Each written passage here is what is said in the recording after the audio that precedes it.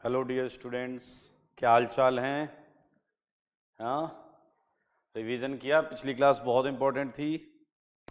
Non classical carbocation, नाम तो सुना ही होगा। नॉन क्लासिकल कार्बोकेटायन यूजुअली बहुत हमने पढ़ा इसके बारे में, काफ़ी कुछ पढ़ा। याद है नॉन क्लासिकल कार्बोकेटायन क्या था? बहुत कुछ पढ़ा हमने। एक तो पढ़ा था केस 1, उसमें सिंपल केटायन बन रहा था। केस 2 पढ़ा, उसमें नॉन क्लासिकल कार्बोकेटायन बन रहा था। नॉन क्लासिकल कार्बोकेटायन ऐसा कार्बोकेटायन था जिसमें कार्बन पर प्लस होता तो था, लेकिन यूजुअली हम रिप्रेजेंट नहीं करते थे। हमने उस पर काफ़ी जोर दिया था, काफ़ी एनर्जी लगा के आपको समझाया था। आई होप आपने समझा भी होगा। तो नॉन क्लासिकल कार्बोकेटायन बना था। और नॉन क्लासिकल कार्बोकेटायन के केस में क्या क्या कंडीशन थी? केस 1 और केस 2 में कंडीशन की बात करते हैं। नॉन क्लासिकल कार्बोकेटायन इंटरमीडिएट था, फॉर्मेशन ऑफ NCC-RDS था। रीअरेंजमेंट हो रहा था या नहीं हो रहा था? बताओ, इसके अंदर रीअरेंजमेंट पॉसिबल था या नहीं पॉसिबल था? नो, नॉन क्लासिकल कार्बोकेटायन में रीअरेंजमेंट नहीं हो पा रहा था, क्योंकि रीअरेंजमेंट से पहले ही वो जो ए एटम था, हमने ए माना हुआ था, वो उस केटायन से इलेक्ट्रॉन शेयर कर रहा था। एक और सिन एडिशन था या एंटी एडिशन था? याद करो याद करो याद करो। सिन एडिशन था या anti addition? It was anti addition, क्योंकि इस तरीके से एनसीसी था, नीचे ए लगा हुआ था। तो जिसे भी अटैक करना था वो ऊपर से अटैक करेगा, ताकि नीचे से ए हट जाए। नीचे से क्यों अटैक नहीं कर रहा? नीचे तो ए लगा हुआ है। नीचे अगर ए है, so no one can approach from the same side जिधर ए लगा हुआ है। ओके, केस 1 में बात करते हैं। केस 1 में रीअरेंजमेंट भी हो सकता था, क्योंकि वहां पर कार्बोकेटायन है, सिंपल क्लासिकल कार्बोकेटायन बोले। नॉर्मल केटायन मतलब क्लासिकल कार्बोकेटायन। रीअरेंजमेंट भी हो रहा था। एडिशन की टाइप बताओ, वहां एडिशन सिन था या एंटी? तो मैं आपको बता दूं, वहां दोनों टाइप के एडिशन हमें देखने को मिले थे, सिन भी और एंटी भी।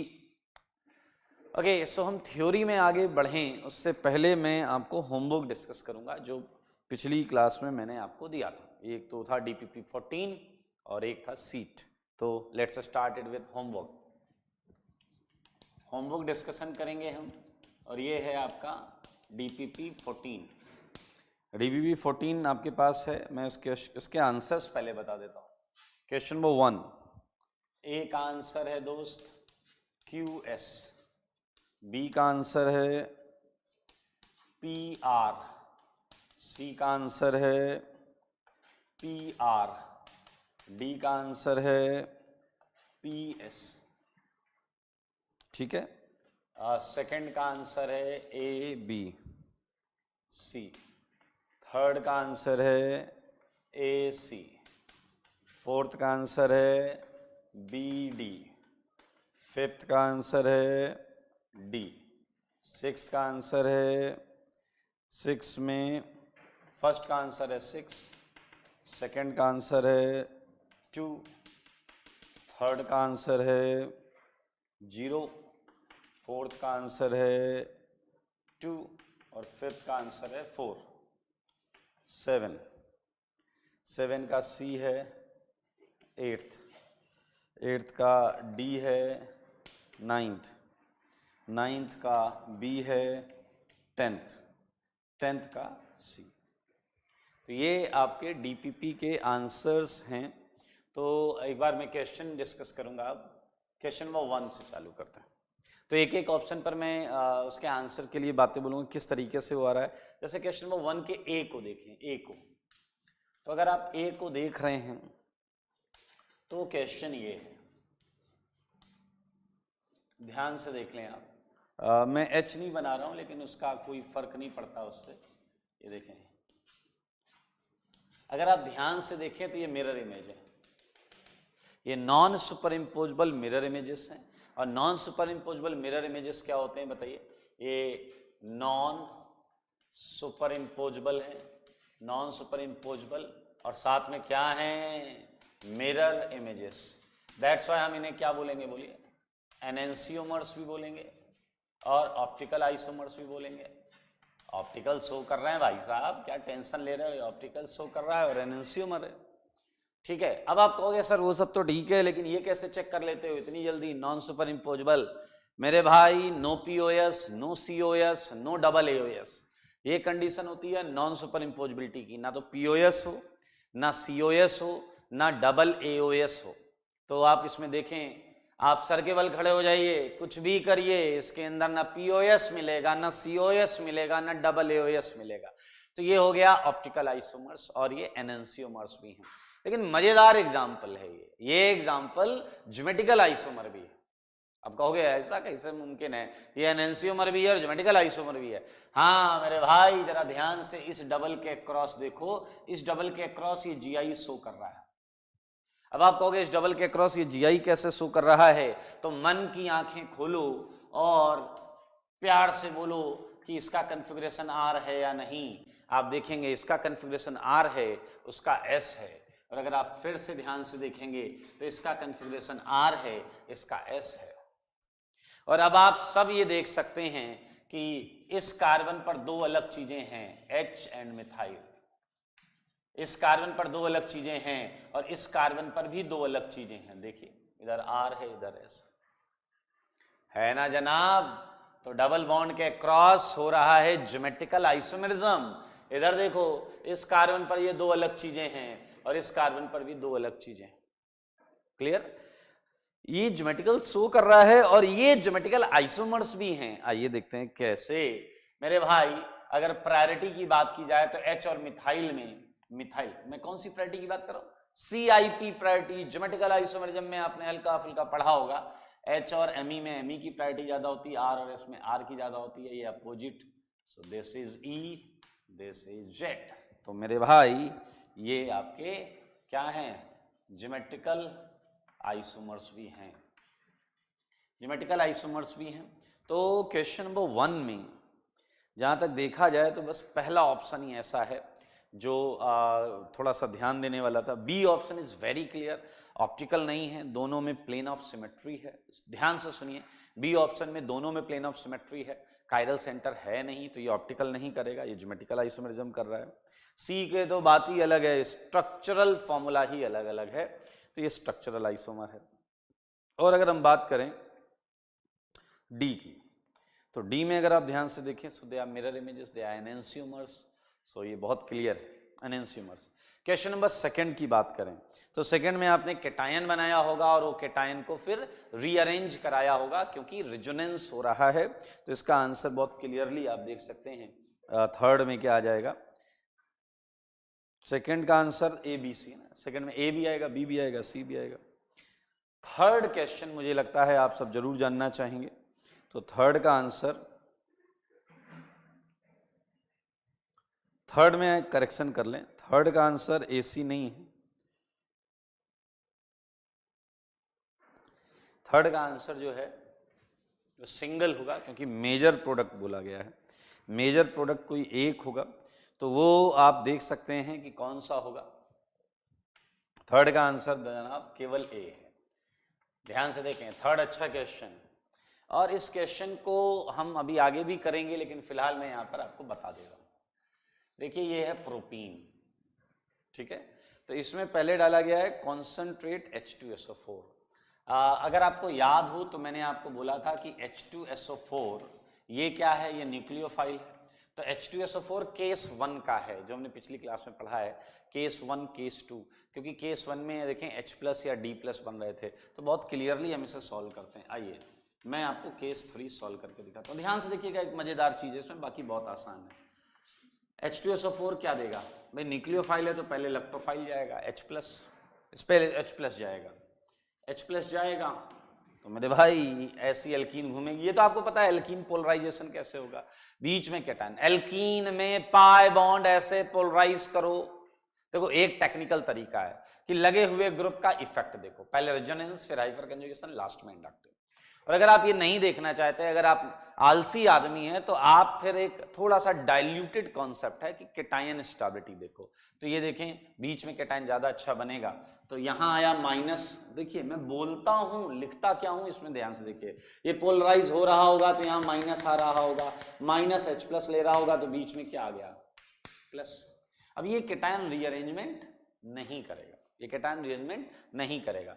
सिंस ये कॉन्सेंट्रेट H2SO4 है, तो मैं ये बात मानता हूं कि आपके भेजे में इतनी बात आई है कि ये H plus and HSO3 minus OSO3H minus ये रहेगा, तो OSO3H माइनस ये इस पे अटैक कर जाएगा। हमारे पास और कुछ है ही नहीं ना दोस्त, ये इस पे अटैक कर जाएगा। अब ध्यान से देखना, जब ये इस पे अटैक करेगा तो सबसे मजेदार चीज ये है कि ये यहाँ जुड़ेगा, कॉम्बिनेशन है, और कॉम्बिनेशन होने के बाद ये मैंने इसका थोड़ा सा ओपन स्ट्रक्चर बनाया है। ओपन स्ट्रक्चर तमीज से बोलते हैं ना, ओपन स्ट्रक्चर बना हुआ है पूरा, ये बन गया आपका प्रोडक्ट। लेकिन ये पहले रीजेंट के बाद है, जो फर्स्ट कॉन्सेंट्रेट H2SO4 है उसका है, ये फर्स्ट है। इसके बाद जनाब डाला गया है H2O जिसमें O18 है और साथ में H प्लस, समझने वाली बात है। अब डाला गया H2O जिसमें O18 है और ये H प्लस। अच्छा, ध्यान से सोचना पड़ेगा, आपको सोचना पड़ेगा अभी ध्यान से कि ये है न्यूक्लियोफाइल। क्या है ये है न्यूक्लियोफाइल। और बताओ इसमें न्यूक्लियोफिलिक साइट कौन सी है? ऑक्सीजन, उसी पर तो लोन पेयर है भैया। न्यूक्लियोफिलिक साइट मतलब जिसके पास इलेक्ट्रॉन डेंसिटी हो, और इलेक्ट्रॉन डेंसिटी H2O में O के पास है। देखो अब ध्यान से देखें इसे, अगर आप ध्यान से देखें, अगर आप अपनी बुद्धि लगाएं, ध्यान से देखें, इसकी कैटेगरी इलेक्ट्रोफिलिक है। क्योंकि कोई भी लीविंग ग्रुप जैसी चीज को हमने, जैसे देखिए चाहे वो RCl हो चाहे ये हो, हमने इसे हमेशा इलेक्ट्रोफाइल माना है। इलेक्ट्रोफाइल्स की थर्ड कैटेगरी में अगर आप ध्यान देंगे तो आपको पता चलेगा कि ये इलेक्ट्रोफिलिक कैटेगरी है। ठीक है, अब समझें जरा। तो वाटर इस पे अटैक करेगा, वाटर इस पे अटैक करेगा। अब वाटर को इस कंपाउंड में दो जगह प्लस दिख रहे हैं, एक यहां दिख रहा है इस कार्बन ऑक्सीजन की वजह से, ये देखें, एक तो ये दिख रहा है। दूसरा अगर आप ध्यान से देखें तो इस सल्फर ऑक्सीजन या इस सल्फर ऑक्सीजन की वजह से सल्फर पे प्लस, मैं दूसरे कलर से बना देता हूं, या तो इस सल्फर पे दिख रहा है ये प्लस डैश के साथ और ये माइनस। तो अब आपको ये सोचना है कि वाटर इस कार्बन ऑक्सीजन बॉन्ड को तोड़ के यहां अटैक करेगा, ऐसे अटैक करेगा, इसे तोड़ेगा, या यहां अटैक करेगा, इसे तोड़ेगा। सोचने वाली बात आपके लिए है, carbon oxygen carbon oxygen carbon oxygen is tough to break, क्योंकि कार्बन ऑक्सीजन स्ट्रॉन्ग बॉन्ड होगी, ये सिग्मा बॉन्ड है। जबकि अगर आप थोड़ा और ध्यान दें तो वो क्या करेगा, वाटर क्या करेगा, वाटर इस सल्फर ऑक्सीजन बॉन्ड को तोड़ेगा, इस सल्फर ऑक्सीजन बॉन्ड को तोड़ेगा, जिससे कि ये डिकम्पोज हो जाएगा। पहले वाटर अटैक करेगा, उसके बाद ये डिकम्पोज होगा। तो आपको सीखना ये है कि इस स्टेप में कार्बन ऑक्सीजन बॉन्ड की हाइड्रोलिसिस नहीं हुई है, यहां पर सल्फर ऑक्सीजन बॉन्ड की हाइड्रोलिसिस हुई है, सल्फर ऑक्सीजन बॉन्ड की हाइड्रोलिसिस हुई है। आप इसका एग्जैक्ट इस स्टेप का थोड़ा और क्लियर मैकेनिज्म आगे आने वाली क्लास में समझेंगे। फिलहाल आप समझें, अब मैं आपसे और इजी तरीके से पूछता हूं और इजी तरीके से समझाता हूं कि इस कार्बन पर अगर मैं आपसे पूछूं प्लस ज्यादा है या इस सल्फर पर प्लस ज्यादा है, तो डेफिनेटली आपके दिमाग को यह बोलना चाहिए कि सल्फर पर ज्यादा है, क्योंकि ये चारों तरफ ऑक्सीजन से लगा है। समझे आप, चारों तरफ ऑक्सीजन से लगा है। तो वाटर यहां अटैक करेगा, वाटर यहां अटैक करेगा, और यहां अटैक करने के बाद मैकेनिज्म में ये टूटता है।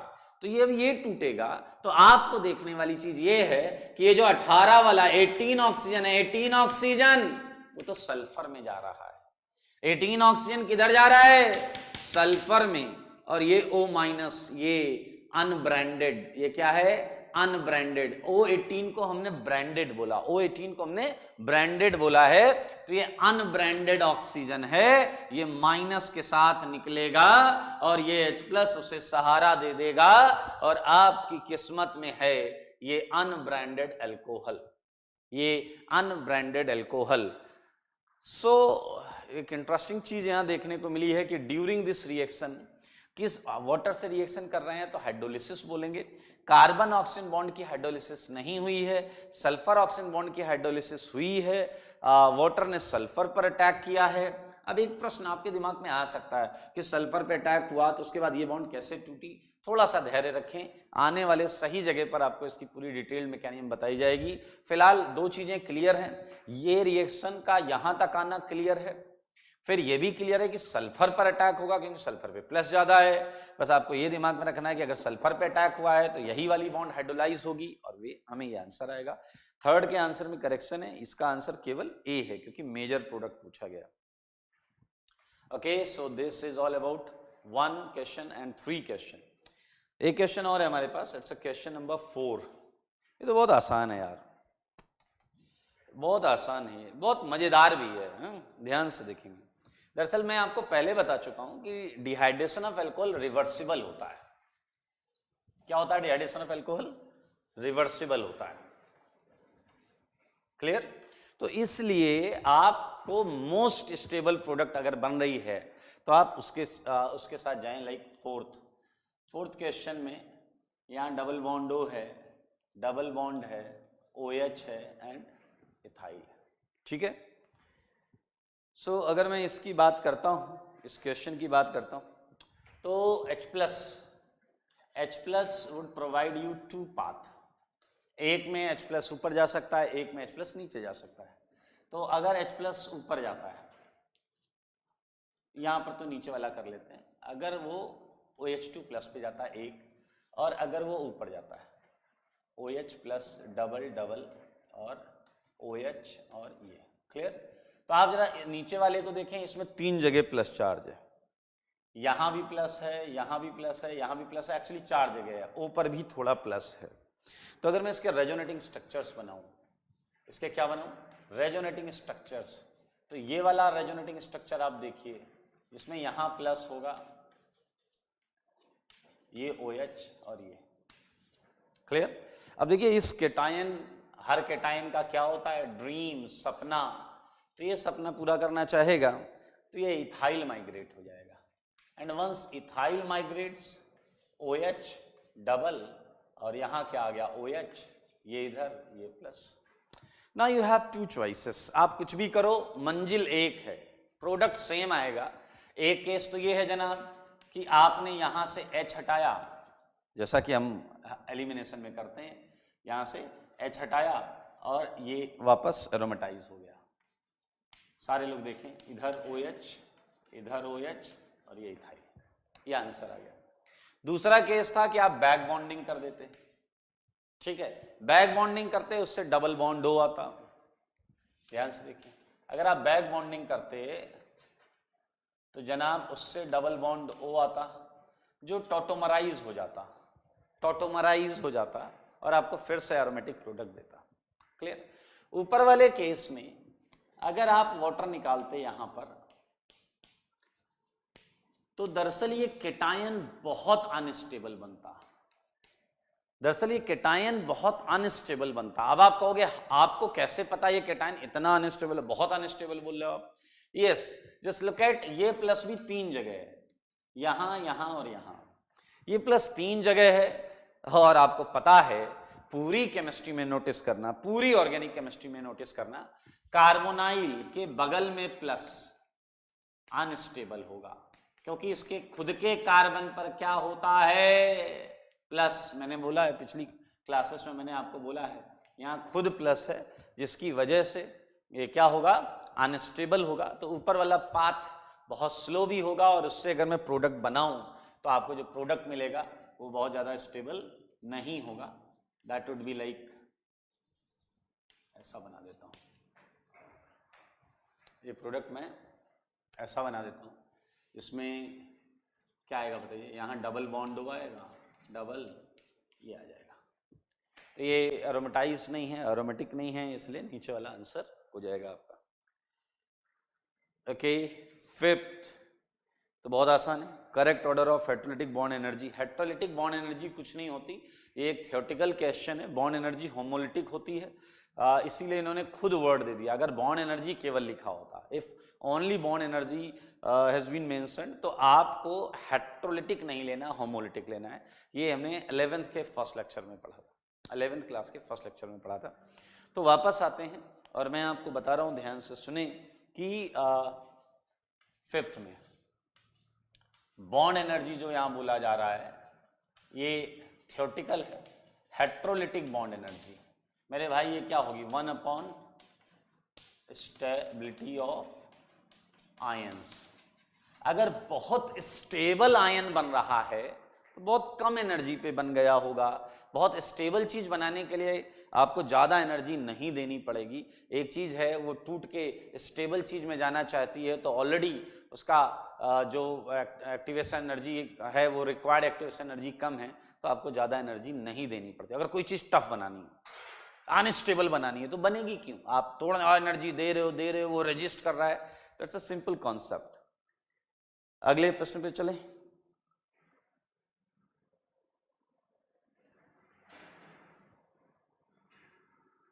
Okay, so next question is, fourth का यही है ना, चेक करते रहो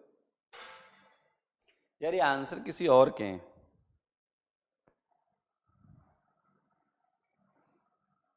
लेट मी चेक।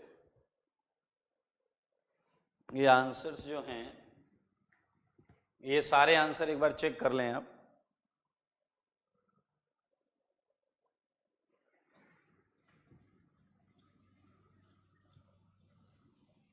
ये आंसर्स चेक कर लीजिएगा। ये आंसर मुझे गड़बड़ लग रहे हैं।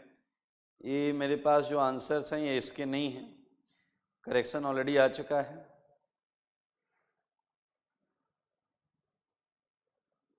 ये आंसर्स इसके नहीं हैं, तो आप यहां पर देख लें। मैं आंसर बता दे रहा हूं आपको, अलग से बता दे रहा हूं। फोर्थ का आंसर क्या आ गया फिर बताइए जरा। फोर्थ का आंसर आ गया ए। फोर्थ का आंसर ए आ गया। फिफ्थ का क्या हो जाएगा? Correct order of bond energy of CBr bond. Fifth का मैं आंसर लिख दे रहा हूं। सबसे ज्यादा एनर्जी आएगी फोर्थ की, फिर किसकी आएगी बताइए जरा? फर्स्ट की, फिर किसकी आएगी? मैं स्टेबिलिटी का उल्टा लिख रहा हूं, थर्ड की, और फिर किसकी आएगी? सेकंड की। चलो सिक्स पर चलते हैं। सिक्स कह रहा है कि एनेंसियोमर कौन सा है, तो आसान है यार। इसमें आपको क्या चेक करना है बताइए? मिरर इमेजेस चेक करनी है, non super imposable mirror images. तो आप जरा ध्यान से देखें तो बताइए सिक्स का पहला है क्या? ऊपर वाले की मिरर इमेज है, हाँ है। तो सिक्स का क्या आ गया? ए आ गया। ठीक है, ए के बाद बताइए बी है क्या? बी पहले वाले के नीचे मिरर रख दो, पहले वाले के नीचे मिरर रख दो तो बी भी आ गया। सी है क्या? सी में भी है, एनेंसियोमर्स हैं। और डी है क्या ये बताओ पहले? डी है क्या? क्लॉकवाइज क्लॉकवाइज नहीं है, आइडेंटिकल है। आपको क्या करना है? डी में आर और एस चेक कर लो, you would get same answer आ रहा है। तो ए बी सी आंसर है सिक्स का। इसके मैं आंसर दे रहा हूं जो मेरे पास मुझे देख के समझ में आ रहा है। सेवेंथ का आंसर हो जाएगा आपका क्या? फोर। सेवेंथ का आंसर फोर है। ठीक है, एट्थ आंसर बहुत आसान है। In which of the following solvent Cl minus we have better than I minus. तो Cl माइनस I माइनस से अच्छा किसमें था? नॉन पोलर में नहीं था, सही है। और पोलर प्रोटिक में भी नहीं था, पोलर अप्रोटिक में था। तो ढूंढ लो पोलर प्रोटिक कौन कौन है एट्थ में। एक तो आपका थर्ड है, फिफ्थ है, ठीक है, सिक्स्थ है, सेवेंथ है। थर्ड है, सिक्स्थ है। वैसे आइडियली आप आगे चलकर देखेंगे थर्ड बहुत ज़्यादा लिया नहीं जाता, एसीटोन इसमें लिया नहीं जाता, सॉरी फिफ्थ एसीटोन इसमें बहुत ज़्यादा लिया नहीं जाता है। बट फिर भी ये जिस तरीके से क्वेश्चन पूछा गया है, पोलर अप्रोटिक सॉल्वेंट्स लेने, और ये चार पोलर प्रोटिक सॉल्वेंट है, क्योंकि पोलर प्रोटिक सॉल्वेंट में ही Cl माइनस I माइनस से बेहतर न्यूक्लियोफाइल था। Okay, ninth question. Ninth question बड़ा मजेदार क्वेश्चन है। अभी तक हमने एल्कोहल का डिहाइड्रेशन पढ़ा था, बट ये रिवर्ट रिएक्शन है। इसमें आपको एल्कीन दिया हुआ है और एल्कीन से आपको एल्कोहल बनाना है। और मेरे भाई बहुत मजेदार क्वेश्चन है। तो मैं आपको एक चांस आंसर बताऊंगा और मैं चाहूंगा कि एक बार आप इसे वापस करें। ये नंबर ऑफ एल्कोहल्स, तो मेरे भाई 5 एल्कोहल आएंगे, जहां तक मुझे इसका आंसर याद है। 5 एल्कोहल आएंगे जो सेम एल्कीन देंगे as a major product, as a major product. ठीक है, 10th में आर और एस निकालना है, rectus sinister. So will discuss it. मैं इसके आंसर्स आपसे शेयर करूंगा। ठीक है, चलिए इसके आंसर्स में डिस्कस कर लूंगा 10th वाले के नेक्स्ट क्लास में। और ये 1 to 9 जो क्वेश्चंस थे जो इंपॉर्टेंट थे, जहां मुझे लग रहा था कि आपको डाउट होगा, वो मैंने यहाँ डिस्कस कर दिए हैं। बाकी के आंसर्स हैं आपके पास। ठीक है, मैं आपको एक मिनट 1 to 3 के भी आंसर्स दे देता हूँ। 1 to 3 के भी आंसर्स दे देता हूँ। वेट, क्वेश्चन नंबर 1, 2, 3 के भी आंसर्स दे देता हूं मैं आपको। देखें 3 का आंसर जो था वो ए था, मैंने बता दिया था। सेकंड का आंसर जो था वो ए बी, ये तो ठीक था यार, ए बी सी, तभी यहां पकड़ में नहीं आया ये।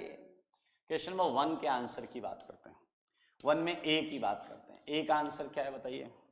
ए आपका एनेंसियोमर्स है, यानी कि क्यू है, ठीक है, क्यू। और क्या है बताइए? ये आपका है एस, ठीक है, और टी, सही है। बी का आंसर लिखते हैं। बी का आंसर क्या है? आर टी, आर टी, ठीक है, आर टी आंसर है। सी का आंसर है पी, क्लियर, एंड आंसर आएगा टी। डी का आंसर क्या है? आर है भाई साहब, आर, क्लियर। डी का आंसर बताओ क्या है? बोलो बोलो, एनेंसियोमर्स हैं, तो है क्यू, ठीक है, ओनली क्यू।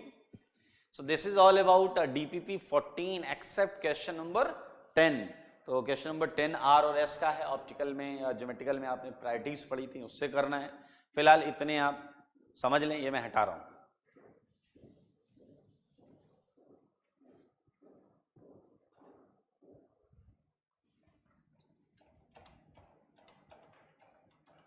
आइए बिंदास चीज पढ़ेंगे, बेहतरीन चीज पढ़ेंगे आज। अच्छा, हमने शायद सीट भी है हमारे पास, तो सीट में मैंने 1 से 29 क्वेश्चंस दिए थे, तो आधे उसके डिस्कस कर लेते हैं। सीट के आधे क्वेश्चंस डिस्कस कर लेते हैं, ठीक है।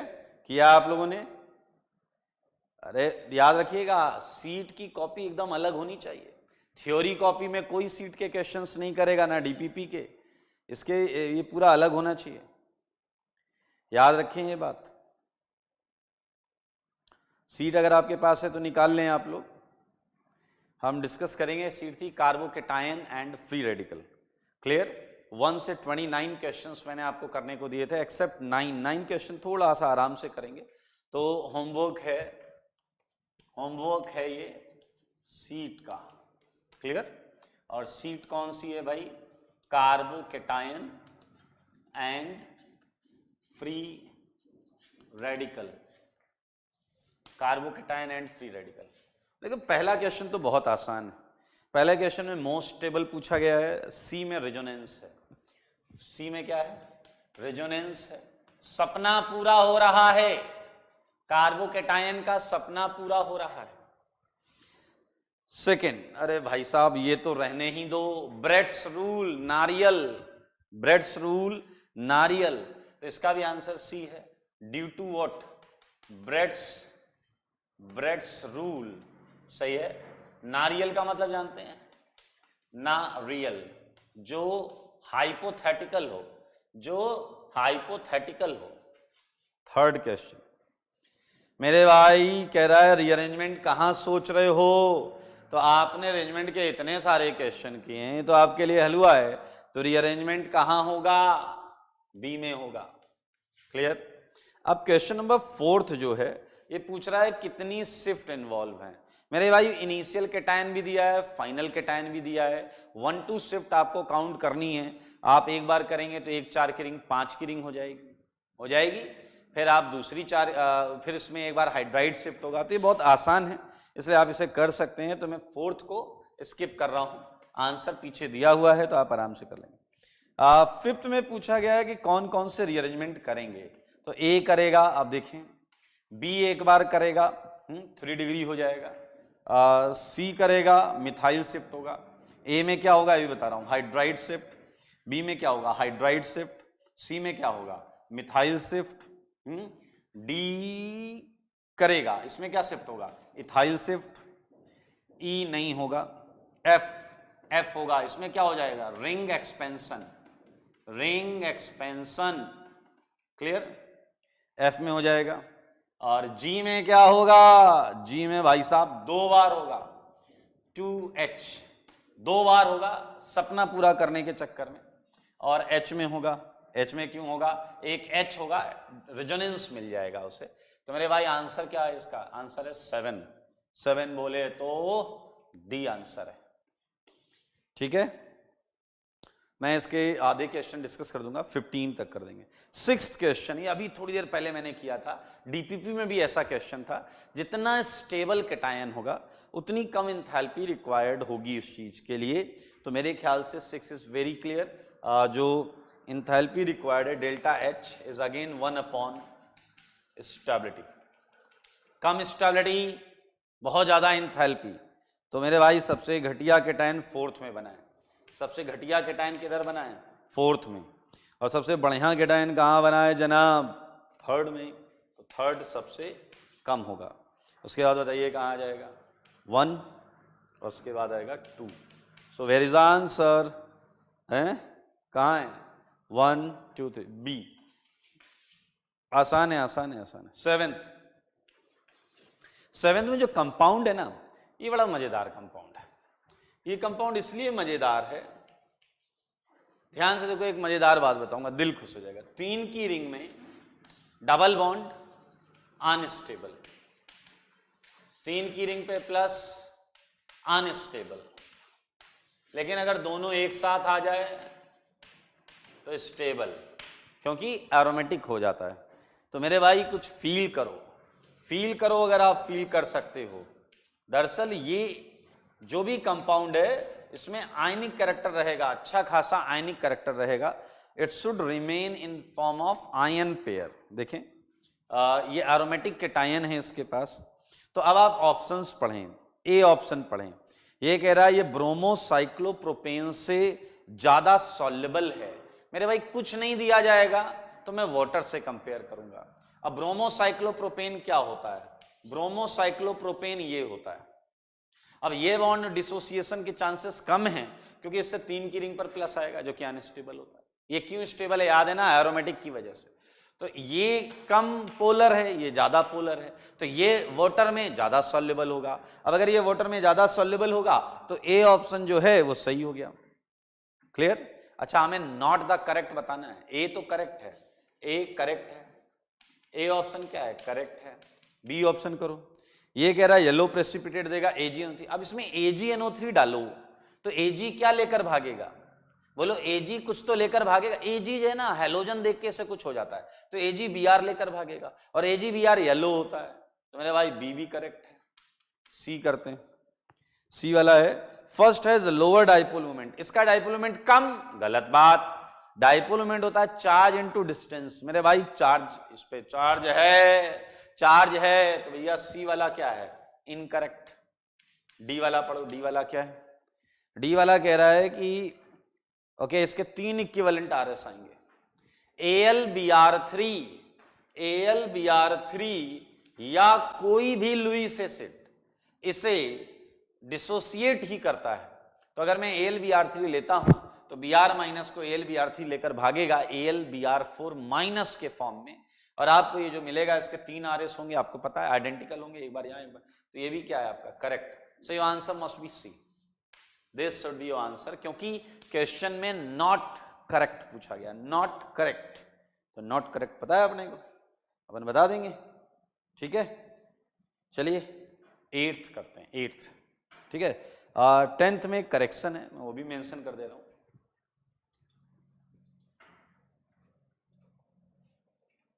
पहले 8th कर ले।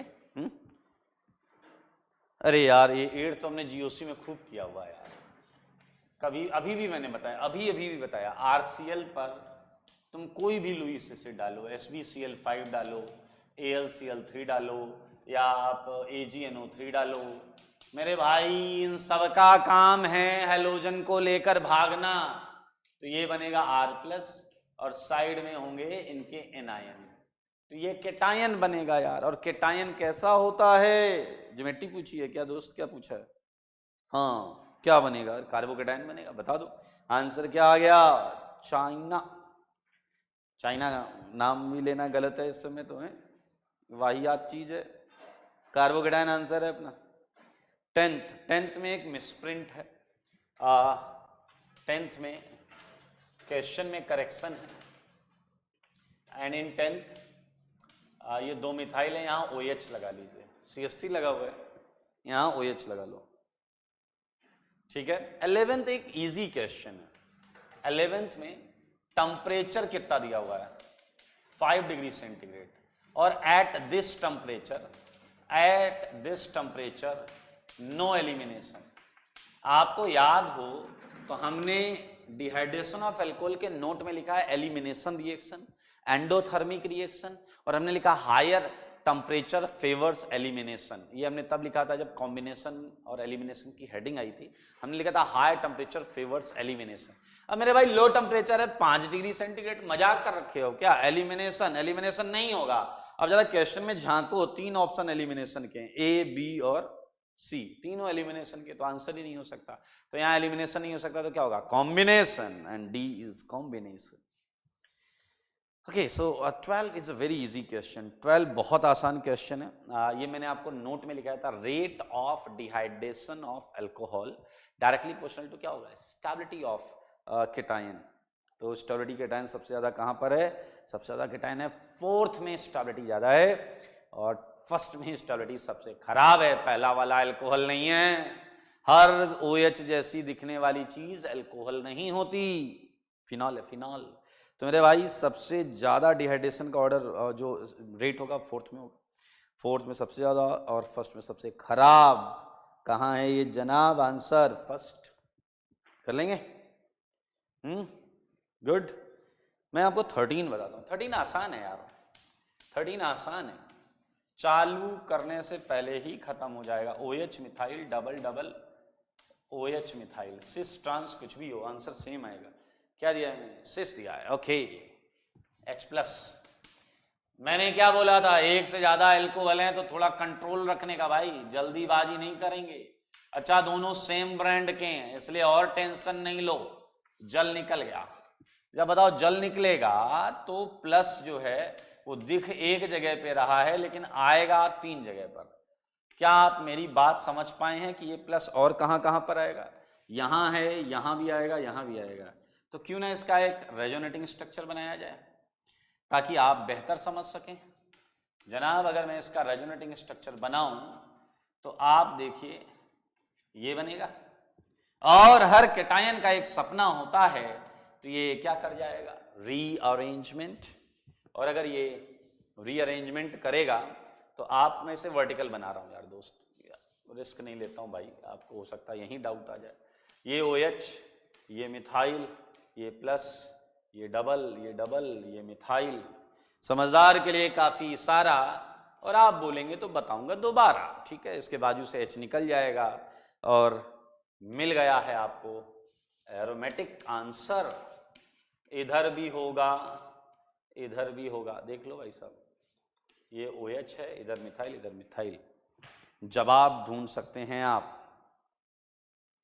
एरोमेटिक वाला आंसर कौन सा है, दुबई, दुबई है क्या, कौन सा क्वेश्चन कर रहे थे हम, ये 13 कर रहे थे, 13 में आंसर कहाँ आएगा, दुबई आएगा, सही, दुबई।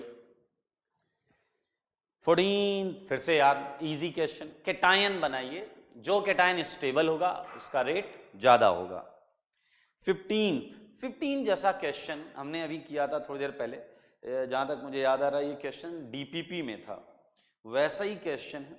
अगर आप OH पे अटैक कराएंगे, ध्यान दीजिए आज DPP में सेम क्वेश्चन किया है, अगर आप OH पे अटैक कराएंगे तो जो केटायन बनेगा वो 3 जगह पर अपीयर होगा, और उसमें देखें कार्बोनाइल के बगल वाली पोजीशन पर प्लस आ रहा है जो कि उसे अनस्टेबल बना रहा है। इसलिए आप प्लीज नीचे वाले डबल बॉन्ड ऊपर अटैक कराएं, और जब आप नीचे वाले डबल बॉन्ड ऊपर अटैक कराएंगे तो वो प्लस और भी कार्बन एटम्स पर आएगा, तो रेजोनेटिंग स्ट्रक्चर बनाएं और मिथाइल माइग्रेट कराएं, you would get it answer, आपको आंसर मिल जाएगा। मैं 15 बता दे रहा हूं एक बार, वैसे मैंने बता दिया है, फिर भी एक बार मैं बोर्ड पर लिख देता हूं। 15 देखो सारे,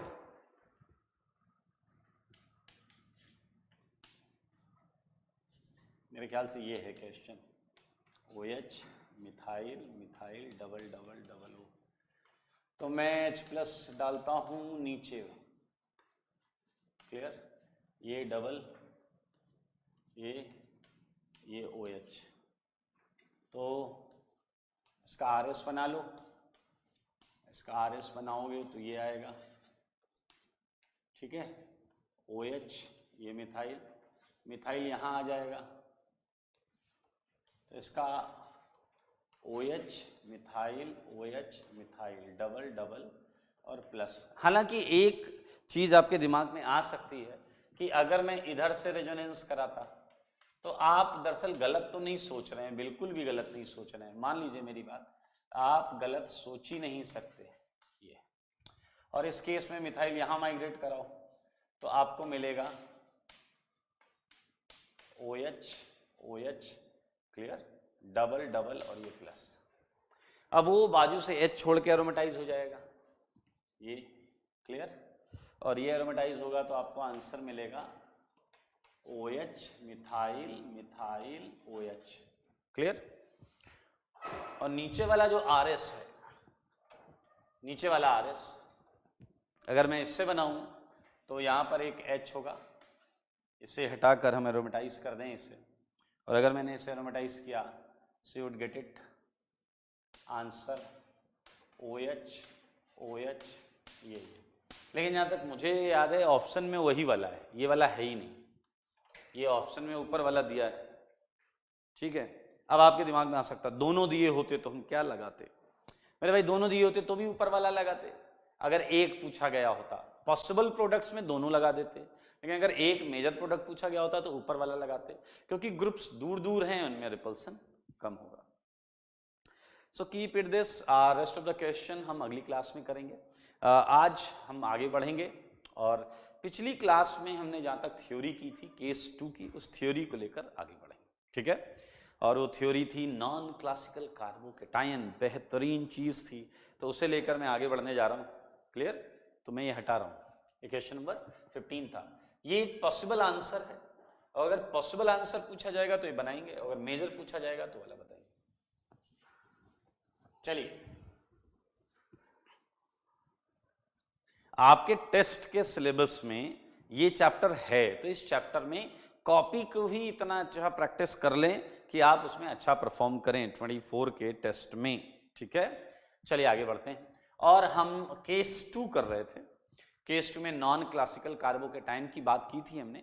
अब मैं आपको एक बेहतरीन चीज बताने जा रहा हूं, इसलिए सारे लोग ध्यान से सुने, ओके। आइए, नोट में ही मैं आगे बढ़ूंगा, नोट में, और पॉइंट नंबर मैं फर्स्ट से चालू कर रहा हूं। आपको अगर पॉइंट याद हो 5, 6, 7 जो भी थे उसके आगे चालू करिएगा, ध्यान से सुनिए मेरे भाई। नॉन क्लासिकल कार्बोकेटायन की बात करते हैं, जैसे मान लो CH2 डबल बॉन्ड CH2, अगर ये आपकी एल्कीन होती, अगर ये आपकी एल्कीन होती, बी पॉइंट।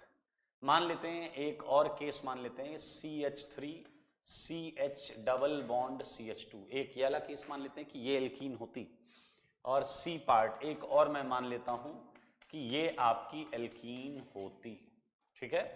तो आप देख सकते हैं एथीन है, प्रोपीन है और नाइट्रोएथीन है, क्लियर। और मैंने इस पर आपको दे दिया Br2 Br2 Br2। मेरे भाई आपको अपना दिमाग बहुत आराम से, जो पढ़ाया गया बस उतना ही लगाना, ज्यादा मत लगाओ। Alkene alkene alkene, nucleophile nucleophile nucleophile, bromine bromine bromine, electrophile electrophile electrophile. Case 1 है या केस 2, ये आपको सोचना पड़ेगा। ऑब्वियसली Br2 जब भी टूटा होगा, जैसे भी टूटा होगा, किसने तोड़ा होगा, याद है, मैकेनियम पढ़ चुके हो, यही एल्कीन तोड़ता था। जब ये एल्कीन को ऐसा परपेंडिकुलर अप्रोच करता था तो एल्कीन की पाई इलेक्ट्रॉन डेंसिटी रिपेल करके उसे तोड़ देती थी। तो मेरे भाई इस एल्कीन पर जब ये Br2 का Br प्लस आएगा तो Br प्लस केस 2 था। Br प्लस क्या था, केस 2 था। Br प्लस क्या था, केस 2 था। सारे लोग देखेंगे, आज सारे लोग देखेंगे। देखिए ये एनसीसी बना है, ये एनसीसी बना है, बना है नहीं बना है। वैसे अगर आपके पास बुद्धि नाम की चीज है तो आपको पता है एक और एनसीसी बना होगा, वो एनसीसी मैं फिलहाल यहां लिख दे रहा हूं, ठीक है। हालांकि ये दोनों एनसीसी सेम है, ये दोनों एनसीसी क्या है, सेम है। क्या आपको पता है ये दो कैसे बने हैं? एक एल्कीन के ऊपर से अप्रोच करते समय बना होगा और एक एल्कीन के नीचे से अप्रोच करते समय बना होगा। फिलहाल ये दोनों सेम हैं, ये आपको पता है ना? Okay good. हमारा यहाँ पर फोकस दरअसल कुछ और है, इसलिए मैं एनसीसी कितने बने इस पर ज्यादा फोकस नहीं करने वाला। चलिए आप मुझे बताइए कि दूसरे वाले केस में जो एनसीसी बनेगा वो कैसा बनेगा? ऐसा बनेगा, देखिए CH2 Br प्लस और इधर क्या है बताइए, एक H भी है, हाँ ऐसा कर लेते हैं, और एक CH3 भी है। ध्यान से देखना, बहुत इंपॉर्टेंट चीज है, पूरी ऑर्गेनिक में काम आएगी। मैं बोल रहा हूं पूरी ऑर्गेनिक में काम आएगी। और ठीक है, वो आप समझते हैं, ये एक और एनसीसी बना होगा तो मैं इसे ब्रैकेट में प्लस माइनस लिख रहा हूं क्योंकि वो एनसीसी इसकी मिरर इमेज होगा। एक ऊपर से ऊपर एनसीसी, एक नीचे से Br तो नीचे से एनसीसी। हमारा मुद्दा यहाँ पर नंबर ऑफ एनसीसी काउंट करना नहीं है, वो अलग बात है कि वो काउंट हो रहे हैं। आओ बच्चों मुझे बताओ, सेम काम यहाँ पर NO2H, ध्यान से देखना, CH2 Br ये प्लस और ये रेशमिक मिक्सचर। क्लियर? अब मुद्दा ये है कि अब इस पर जब Br माइनस, देखिए मैंने केस 2 में एक A प्लस लिखा था, A प्लस A था वो जो पहले यहां आ रहा था, और फिर B माइनस अटैक कर रहा था। इस केस में आपको पता है सबको B माइनस में क्या है, Br माइनस, B माइनस में क्या है, Br माइनस, B माइनस में क्या है, Br minus. Okay, so it's quite easy. आप अगर ये देखें कि इस केस में Br माइनस को यहां और यहां अटैक करना है, यहां अटैक करेगा तो ये खुलेगा और यहां अटैक करेगा तो ये खुलेगा। ठीक है, तो in this case Br minus इधर और इधर बराबर परसेंटेज में अटैक कर सकता है। आप देखें 50% इधर तो 50% इधर, क्योंकि इस कार्बन पर भी 2 हाइड्रोजन है, इस कार्बन पर भी 2 हाइड्रोजन है। तो समझने वाली बात यह है कि इस कार्बन पर 2 हाइड्रोजन तो सेम, सब कुछ सेम है, तो जितना इधर अटैक कर सकता है उतना इधर अटैक कर सकता है। वो अलग बात है कि वो कहीं भी अटैक करे चीजें सेम बन रही हैं। अगर ये Br राइट में अटैक करेगा तो क्या आप समझ पा रहे हैं कि आंसर ये आएगा? देखिए ये इधर अटैक करेगा ये खुल जाएगा, और अगर ये उधर अटैक करेगा तो ये आंसर आएगा। देखिए अगर Br इधर से आता और ये खुल जाता है तो ये आएगा। हालांकि ये दोनों सेम हैं, ये दोनों सेम हैं, आपको पता है, ये कंफर्मेशन है, ऐसा करके लिखा हुआ है। फिलहाल तो मैं ये बताना चाहता हूं कि इस केस में बराबर पॉसिबिलिटी थी अटैक की। लेकिन अगर मैं बी पार्ट की बात करूं तो सारे लोग ध्यान से सुनना, एक झटके में समझ जाओगे। यही है इंपॉर्टेंट जो पूरी ऑर्गेनिक में हर चैप्टर में कई बार आएगा। ध्यान से देखिए, यहां पर आप देखें कि इधर हिंड्रेंस ज्यादा है, इधर देखें सब्स्टिट्यूशन ज्यादा है, इधर सब्स्टिट्यूशन कम। तो अब मेरे भाई एक बेहतरीन चीज देखने को मिलती है, और वो बेहतरीन चीज ये है कि इधर अटैक होगा तो ये खुलेगा, इसमें कोई दो राय नहीं है, इसमें कोई दो राय नहीं है। यू वुड फाइंड कि यहां अटैक जो होता है उससे लगभग 80% प्रोडक्ट आता है। समझ गए? समझदार के लिए काफी इशारा। और यहां अटैक से बहुत माइनर प्रोडक्ट आता है। क्या आता है? बहुत माइनर प्रोडक्ट आता है। तो ये डोमिनेटिंग होता है, ये डोमिनेटिंग होता है। अच्छा, अब आप कहोगे तो क्या ये याद रखना है? अरे पहले सुन लो फिर बताऊंगा लॉजिक क्या है। सिमिलरली अगर आप सी वाले में जाएं तो यहाँ NO2 है, यहाँ H है, और यहाँ ये CH2 है। जनाब याद रखना, इस केस में यहाँ अटैक और इसका खुलने वाला ये 80% यानी कि मेजर होता है। तो इस बात को समझो।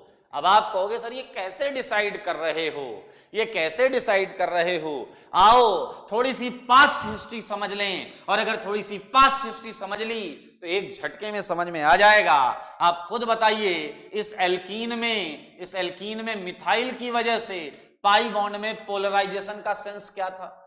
पाई बॉन्ड में पोलराइजेशन का सेंस क्या था? ये था।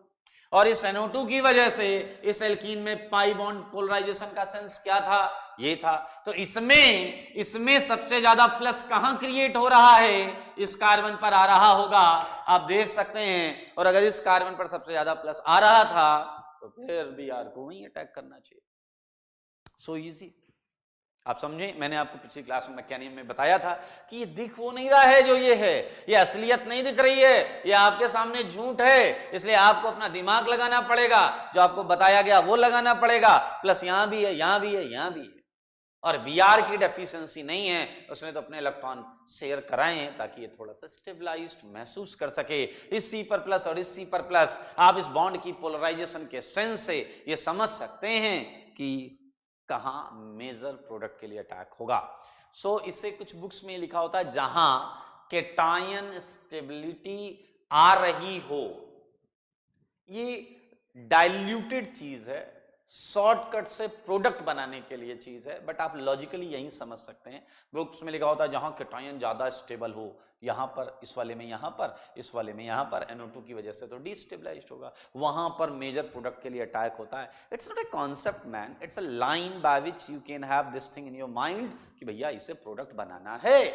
But what is the logic behind this कि भाई खुद देखो, in polarization of this alkene, this carbon would attain more magnitude of positive charge, and in such kind of polarization due to NO2, this carbon would attain more magnitude of positive charge. Then obvious, it's a very obvious कि nucleophile को यहाँ attack करना चाहिए।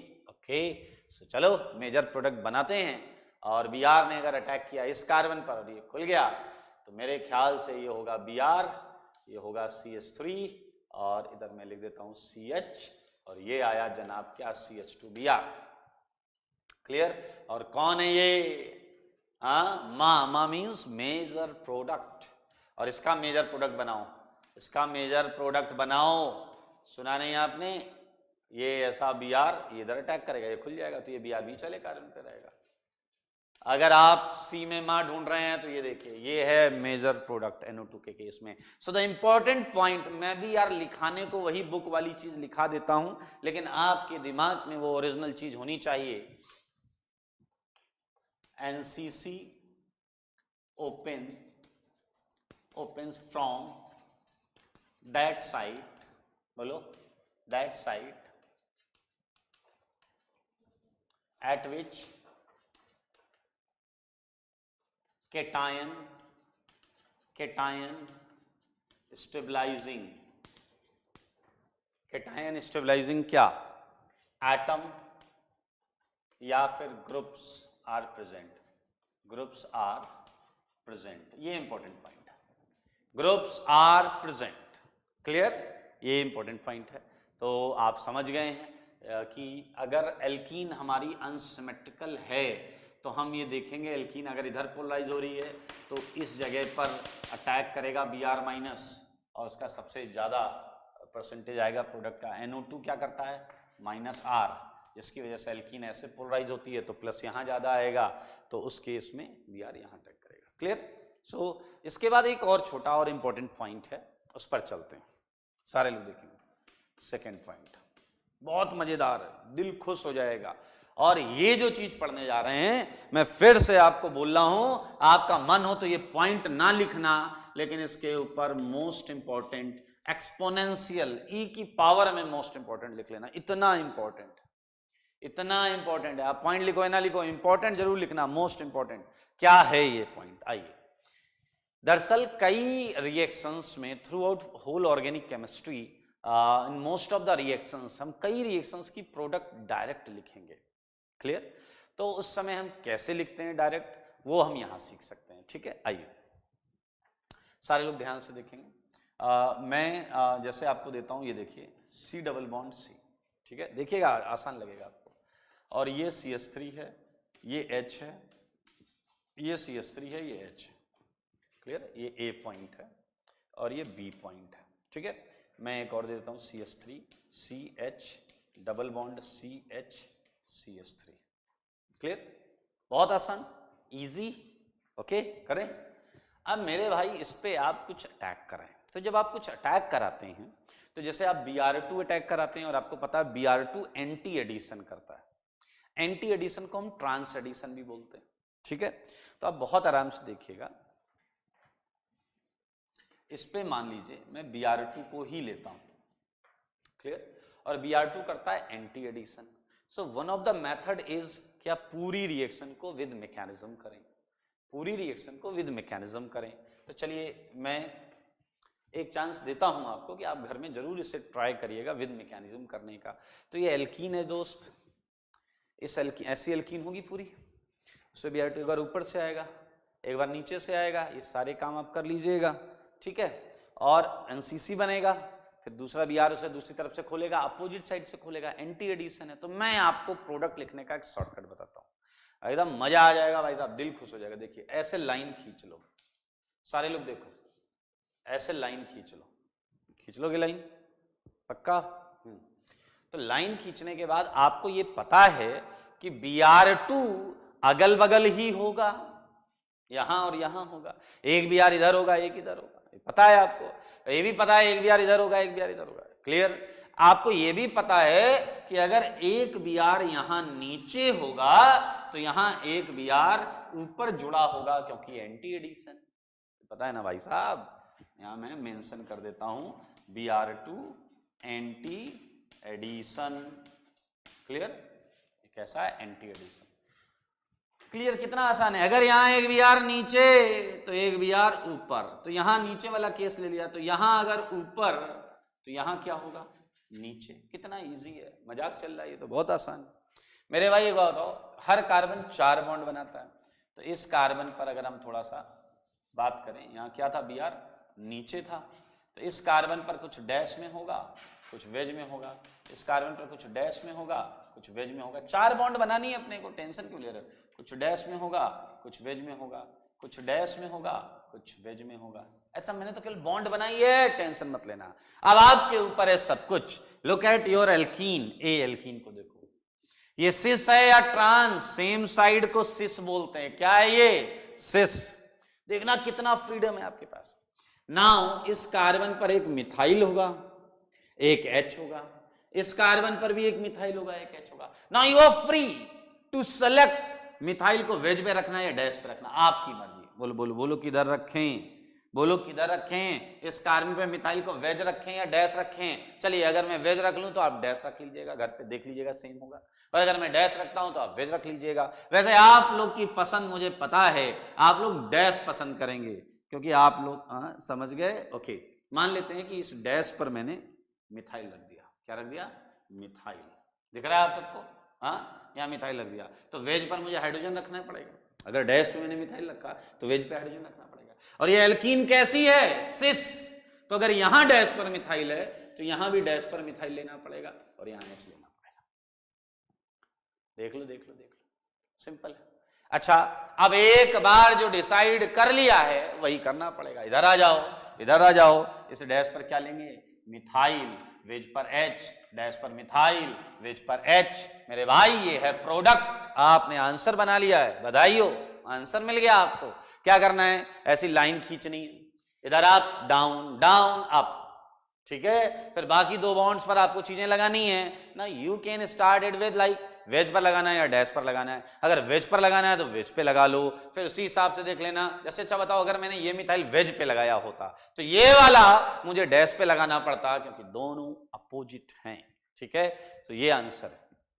और अगर आपके पास बुद्धि नाम की चीज है तो ये एनेंसियोमर है, ये एनेंसियोमर है।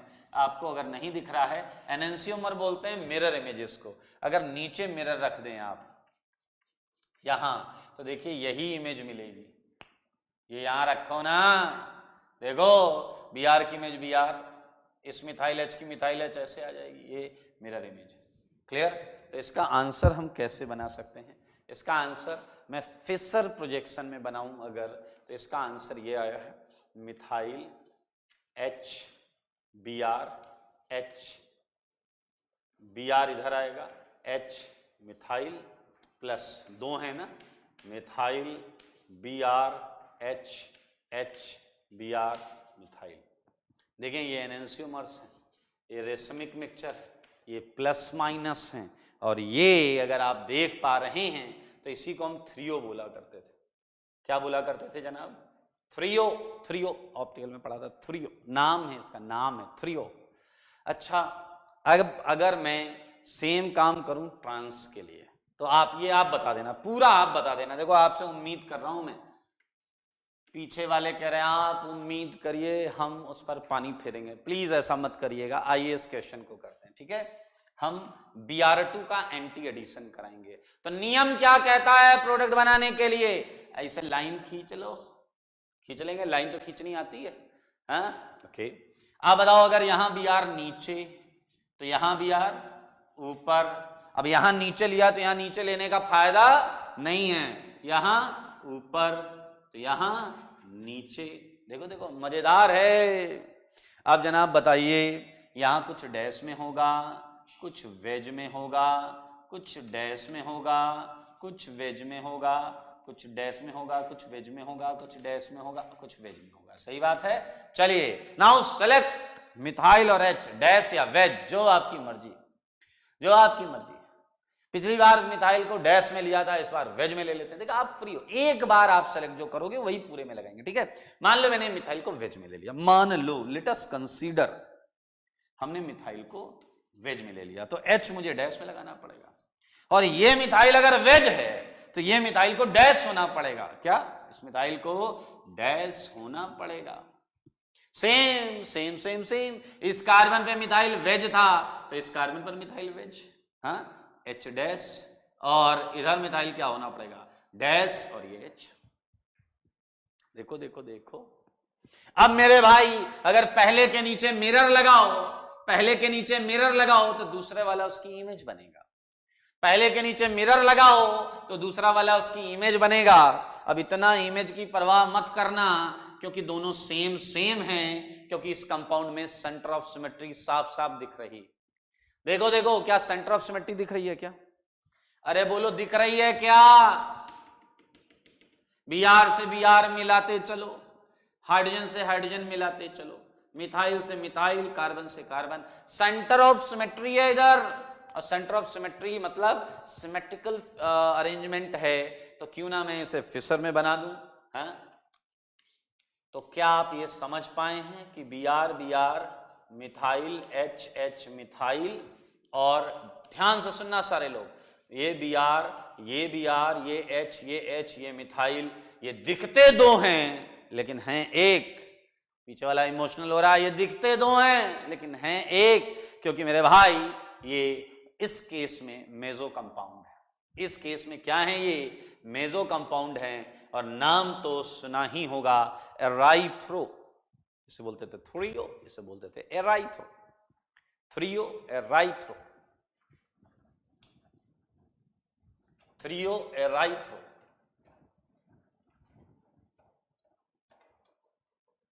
ध्यान से देखो, पहले इतना पॉइंट देख लो, सही है। चलें आगे, पक्का आसान है। अब मैं आपको बताऊंगा शॉर्टकट क्या है इसका। शॉर्टकट, ये शॉर्टकट ही तो है यार, इससे अच्छा शॉर्टकट क्या लोगे। एक केस और देता हूं मैं आपको, CD, ये आप घर से करके लाइएगा। फिर से मैंने आपको दिया CH3CH डबल बॉन्ड, ये आप लोग घर से करिएगा, CH3H, और ये है CH3CH, और ये है HCH3। मैं आपको बता दूं, ये X2 जोड़ना है, मैंने जनरलाइज कर लिया है, मैं Br2Cl2 I2 नहीं ले रहा हूं, X2 जोड़ना है। और इस बार जनाब जोड़ेंगे क्या? सिन, सिन जोड़ेंगे। क्या जोड़ेंगे? Syn addition. अब आप फिर से मुंह बना के बैठे हुए क्या है, तो मेरे जनाब कुछ नहीं करना है, देखो ऐसे कर लेना, ठीक है। और अलाओ X इधर नीचे होगा तो इधर भी नीचे होगा, सिन मतलब सेम साइड, और X अगर ऊपर होगा तो इधर भी ऊपर होगा। कर लोगे? तो यहाँ कुछ डैश में होगा, यहाँ कुछ वेज में होगा। कर लोगे? ये सब तो डैश में होगा, वेज में होगा, डैश में होगा, वेज में होगा, डैश में होगा, वेज में होगा। फिर से वही कहानी, मान लो, लेट अस कंसीडर, ये वेज डैश जो मानना वो मान लो, डैश मान लो, चलो। तो यहाँ मिथाइल, यहाँ हाइड्रोजन, यहाँ मिथाइल, यहाँ हाइड्रोजन, यहाँ मिथाइल, यहाँ हाइड्रोजन, यहाँ मिथाइल, यहाँ हाइड्रोजन। इसके नीचे मिरर लगाओ और ये पाओ, देखो देखो, इसके नीचे मिरर लगाओ और ये पाओ। समझदार के लिए क्या काफी इशारा, मेरे भाई ये दो नहीं है, ये दो नहीं है, ये सिंगल है, इसमें प्लेन ऑफ सिमेट्री, POS। देख लो देख लो देख लो। तो ये क्या आ गया? एराइथ्रो। फिर से आएगा Me, HX, HX, Me, और क्या आ गया? X, X, MEMEHH, ये क्या आया बोलो? एराइथ्रो। क्या आया ये? एराइथ्रो। यार ये आखिरी वाला आप कर लोगे, आखिरी वाला आप कर लेना, प्लीज कर लेना। देखो मैंने प्लीज बोल दिया आपको। हाँ, इसका आंसर क्या आएगा? इसका आंसर आएगा थ्रियो। क्या आएगा आंसर? थ्रियो। MEXHHME प्लस ये आ गया थ्रियो। ये कर लेना आप बिल्कुल वैसे। यानी कि अगर हमें एल्कीन का नेचर पता हो कि वो सिस है या ट्रांस, और हमें ये पता हो कि जुड़ने वाली चीज एंटी जुड़ रही है या सिन, तो हम प्रोडक्ट को खटाखट ड्रॉ कर सकते हैं, बिल्कुल भी टाइम नहीं लगता है हमको। ठीक है, चलो एक चीज पूछता हूं मैं। सोचो यहां मिथाइल मिथाइल था, Br2 एंटी एडिशन कराया, कितने आंसर आए? 2 आंसर आए। ये और इसकी मिरर इमेज दोनों अलग अलग है एनहांसियोमर्स। सोचो जरा मिथाइल मिथाइल ट्रांस में तुमने एडिशन कराया, कितने आंसर आए? 1। ये दोनों सेम है, देख लो सेम है, mirror images, superimposable mirror images, ये सेम है।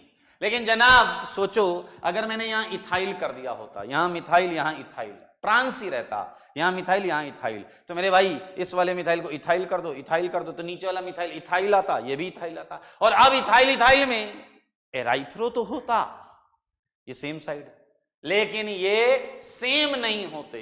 इथाइल मिथाइल में ये सिमेट्री नहीं होती ना दोस्त, सिमेट्री नहीं होती, तो फिर ये 2 आंसर होते। तो मेरे भाई ये जो पूरी चीज है ना, इसे एक टेबुलर फॉर्म में रिप्रेजेंट किया जाता है। क्लियर? और ये चीज आपको बहुत हेल्प करने वाली है। ये है एल्कीन, क्लियर? ये है एडिशन, और ये है प्रोडक्ट। क्लियर? एक झटके में कर लेंगे। एल्कीन आपकी कैसी मिलेगी? सिस या ट्रांस, सिस या ट्रांस। एडिशन कैसा करोगे आप? सिन या एंटी। अभी आपने केवल सिन एडिशन पढ़ा नहीं है, बट पूरी ऑर्गेनिक में आप कई रिएक्शन सिन पढ़ेंगे। क्लियर? ये याद रखें, सिन एडिशन को कई बुक में सिस एडिशन, और ट्रांस एडिशन को कई बुक, एंटी एडिशन को कई बुक में ट्रांस एडिशन बोला जाता है, तो टेंशन मत लेना। अब देखो तुमने सिस पर सिन किया तो एराइथ्रो आया, आया ना यार एराइथ्रो, तो we can have a answer erythro. Cis पर सिन करा, और देखो तुमने ट्रांस पर एंटी करा था तो भी एराइथ्रो आया था, तो ट्रांस पर एंटी तो भी एराइथ्रो आया था, सही है। और बाकी केस में थ्रियो आया है, बाकी केस में थ्रियो आया है। मैं इसमें एक कैटेगरी बना सकता हूं बहुत मजेदार, वो ये कि अगर प्रोडक्ट आपकी सिमेट्रिकल है और एक केस में अनसिमेट्रिकल, जैसे इस जितने केस मैंने बोर्ड पर डाले हैं उसमें सारे केस में प्रोडक्ट सिमेट्रिकल है। मैं अनसिमेट्रिकल का कौन सा केस की बात कर रहा हूं? मान लो यहां मिथाइल होता, यहां इथाइल होता, या फिर तुम Br2 की जगह जोड़ रहे होते BrCl, तो एक Br जुड़ने वाली चीज होती और एक Cl जुड़ने वाली होती चीज, तो उसमें फर्क आता। तो अनसिमेट्रिकल के केस में तो बहुत क्लियर है, अगर अनसिमेट्रिकल होगा तो हर केस में 2 आंसर आएंगे, अगर अनसिमेट्रिकल है तो हर केस में रेशमिक मिक्सचर आएगा, हर केस में रेशमिक मिक्सचर आएगा, ध्यान से देखो। क्लियर? लेकिन अगर सिमेट्रिकल है जैसा कि मैंने आपको दिखाया है, तो आप देख सकते हैं ट्रांस एंटी, एराइथ्रो आपका मीजो बन जाएगा, methyl methyl same, meso meso, ऊपर वाला भी देखो मीजो है, सिमेट्रिकल है तो मीजो बन जाएगा। लेकिन अगर यही मिथाइल की जगह इथाइल होता तो ये मीजो नहीं होता। तो पहले 2 केस में क्या आ जाएगा? जो एराइथ्रो होगा उसी को हम मीजो बोलेंगे, और थ्रियो वाला सेम रहेगा यार, threo plus minus, threo plus minus. Okay, कई बुक्स में इसे कैसे याद करने के लिए दिया जाता है मैं बताता हूं आपको। कई बुक में ऐसे याद कराया जाता है। देखो ये क्या है? CAT, कैट, कैट माने सब पता होगा आपको यार। ये सब याद करने की जगह जो मैं बोल रहा हूं वो सुने और हमेशा अपने दिमाग में रखें इस कॉन्सेप्ट को। तो मेरे साथ बोलिएगा, बोलेंगे सारे, बोलेंगे, चलिए मेरे साथ बोलिए, जैसी एल्कीन, बोलो सारे, जैसी एल्कीन, बोलो सारे बोलो पहले, जैसी एल्कीन अगर वैसा ही एडिशन, क्या बोला मैंने, जैसी एल्कीन अगर वैसा ही एडिशन, तो बड़ा वाला नाम, बड़ा वाला नाम क्या है, एराइथ्रो, छोटा वाला नाम क्या है, थ्रियो, बड़ा वाला नाम एराइथ्रो, छोटा वाला थ्रियो। फिर से सुनो, जैसा नाम अगर वैसा ही एडिशन, या जैसी एल्कीन अगर वैसा ही एडिशन, तो बड़ा वाला नाम हमेशा हमेशा के लिए याद हो गया। देखो सिस एल्कीन पर तुमने सिस एडिशन कराया तो एराइथ्रो, ट्रांस पर तुमने ट्रांस बोले तो एंटी एडिशन कराया तो एराइथ्रो, अदरवाइज थ्रियो। ये बहुत जगह पर यूज होगा ऑर्गेनिक में। सो ये दोनों चीजें अपने दिमाग में रखनी इंपॉर्टेंट हैं। और once again revise your theory of this chapter, mechanism की अच्छी तरीके से करें। सीट में आगे हम क्वेश्चंस अभी नहीं बढ़ सकते, तो मैं आपको आगे अगली क्लास में DPP 15 आएगी, तो DPP 15 आप मार्क कर लें। और DPP 15 आज मैं कोशिश करूंगा शाम तक अपलोड हो जाए, तो आप DPP 15 अटेम्प्ट करेंगे होमवर्क में। आज के लिए इतना ही, थैंक यू।